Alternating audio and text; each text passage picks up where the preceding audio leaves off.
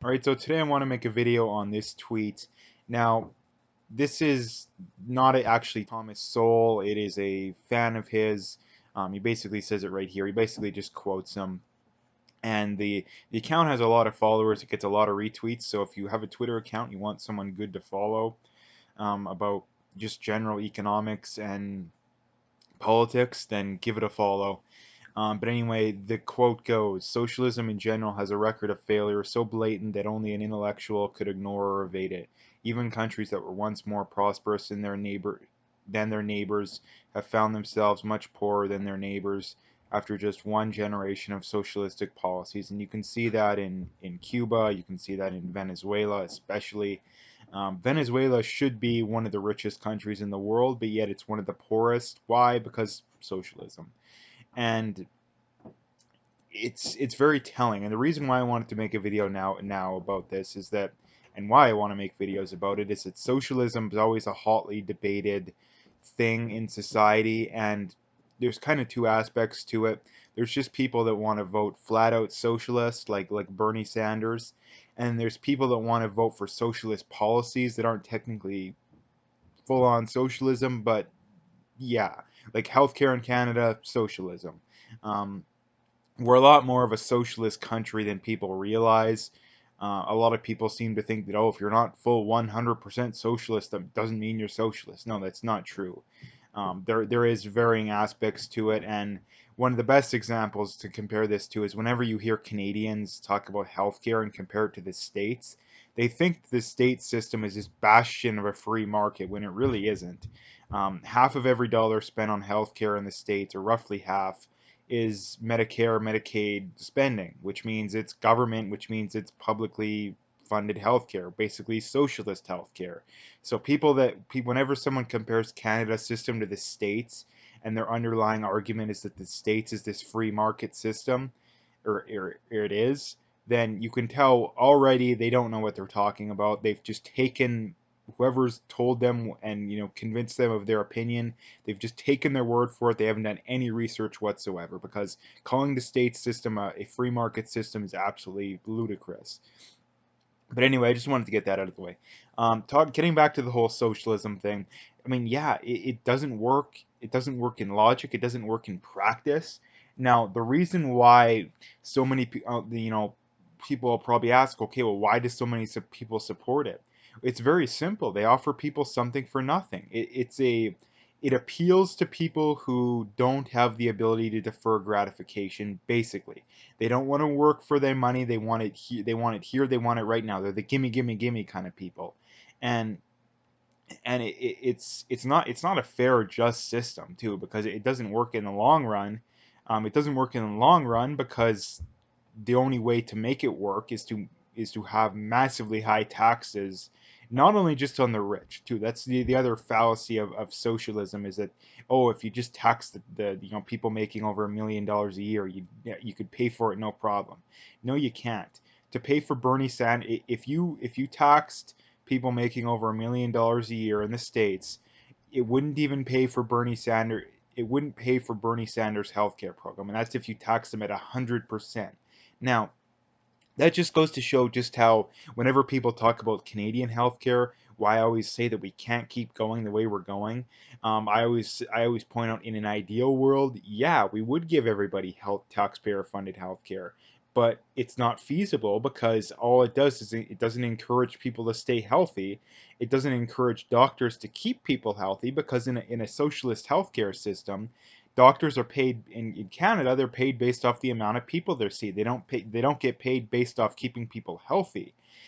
If it was a just society when it comes to healthcare, um, doctors would get paid based off keeping people healthy. In other words, having them not come and seeing them.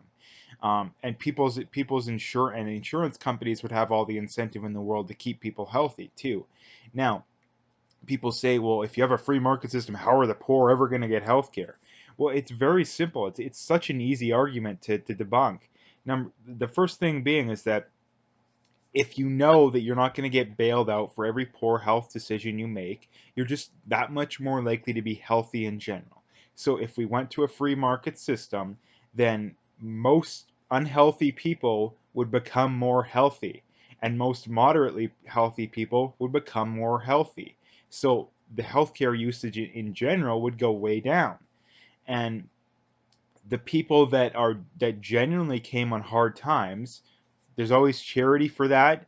Doctors can donate their time too. Like if you're a doctor, rather than donating money to charity, donate 10%, donate, I don't know, a day every month or a half a day every month to helping, poor people who can't afford it. It would be solved relatively easily. The problem with the left is that, and the people who argue against that, is that they're the kind of people that wouldn't donate any of their money, that wouldn't donate any of their time. They're selfish people.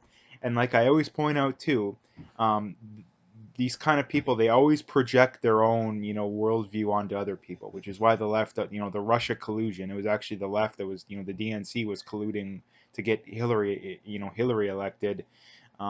It's always just them projecting. And the reason why the right doesn't push back on a lot of this stuff is because they're projecting. Okay, they're the ones that are more innocent. That's why you always hear the people, oh no, they want what's best. We have a disagreement, but we all want what's best. We just disagree on the way of going about things. Well, that's the right just projecting um, their worldview basically.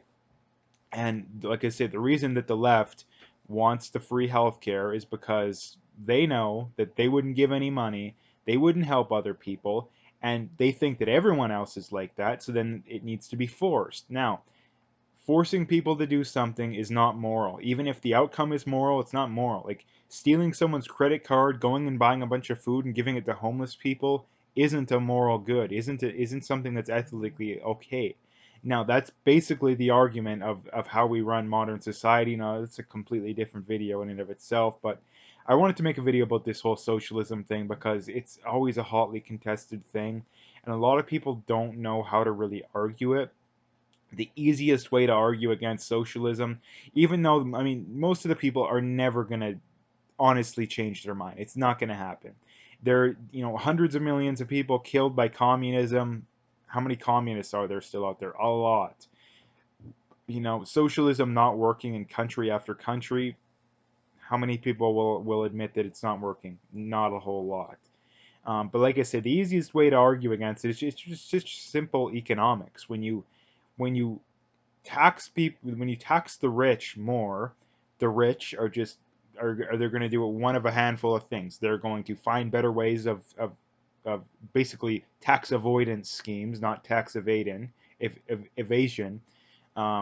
could just move to a whole different country. Like, I mean, look at in Canada, all these oil and gas companies are just moving to Texas or, somewhere in the States that has a more free market system.